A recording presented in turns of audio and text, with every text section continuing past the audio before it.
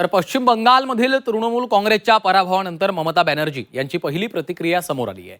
भाजपनं 100पेक्षा जास्त जागा लुटल्या असा आरोप करत निवडणूक आयोग भाजप आयोग असल्याचा आरोपही ममता बॅनर्जींनी केला.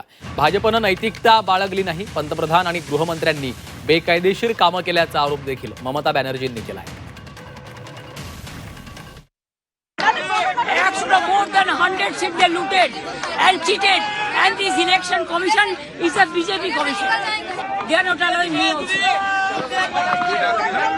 Do you think it is winning? It's a immoral victory, not moral victory. Immorally, whatever election commission has done with the central forces and Prime Minister and Home Minister, it is totally illegal, and we will ask for counter mandate.